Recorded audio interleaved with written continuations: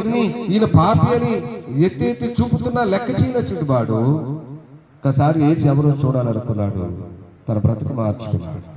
ఇతడు అబ్రహాము కుమారుడే, నేడు ఇంటికి రక్షణ వచ్చిందని ప్రభు అయిన క్రీస్తు ప్రకటించడం విన్నారు.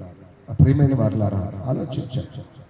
ఈరోజు అనేక మంది క్రీస్తును గురించినట్టు వార్త విన్నట్టున్నారు, యేసు ప్రభుని చూసి చూడనట్టున్నారు, యేసు ప్రభుని తెలియనట్టున్నారు, యేసు ప్రభు దేవుడో కాదో వారికి ఎందుకు అనుకుంటున్నారు. కానీ ఇదిగో ఒకనొక రోజు రాబోతుంది, ఆ దినాన ఆయనే ప్రభు అని, ఆయనే దేవుడని, ఆయనే రక్షకుడని, ఆయన ద్వారా మాత్రమే నిత్య జీవమని తెలుసుకునేటోడు త్వరలో రాబోతుంది. ఆ దినాన నువ్వు రొమ్ము కొట్టుకున్నా, ఆ దినాన నువ్వు ఏడ్చినా, ఆ దినాన అయ్యో నాకు రక్షణ కావాలన్నా, అయ్యా నువ్వు నాకు దేవుడుగా ఉండాలన్నా అది కుదిరే పని కాదు. ఈ రోజే నువ్వు కానీ ఆయన నమ్ముకోగలిగితే నీకు ఆయన రక్షణ ఇవ్వడానికి సిద్ధంగా ఉన్నాడు. కనుక ప్రియమైన వారులారా, రండి, ఇత్యాది విషయాలు దేవుని గురించి ఇంకా తెలుసుకోండి.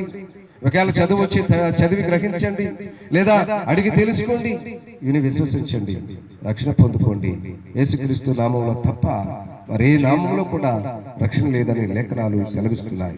ఎప్పుడైతే ఆయన నమ్ముతావో నీకు ఆయన రక్షణ ఇస్తాడు. ఆ రక్షణ నీ పాపము శాపము తీసివేసి రాబోయే ఉగ్రత నుంచి కూడా తప్పించి దేవుని రాజ్యం అనేటువంటి నిత్యత్వాన్ని నీకు బహుమతిగా ఇవ్వడానికి ఆయన సిద్ధంగా ఉన్నాడు. అందుకని ఆయన పిలుస్తా ఉన్నాడు. వచ్చినట్లయితే దేవుని మహిమను చూస్తాం. అనేక మంది వచ్చారు, దేవుని విశ్వసించారు, లోకాన్ని విడిచి పరలోక రాజ్యంలో ఆయనతో కూడా సంతోషిస్తున్నారు. ఎదుగో రేపు కూడా మాకు కూడా ఆ అనుభవం మేము పొందుకోబోతున్నాం. అటు నిరీక్షణ కలిగి జీవిస్తున్నాం. అటు నిరీక్షణ నీకు కూడా కావాలంటే రా, ఇదే అనుకూల సమయం.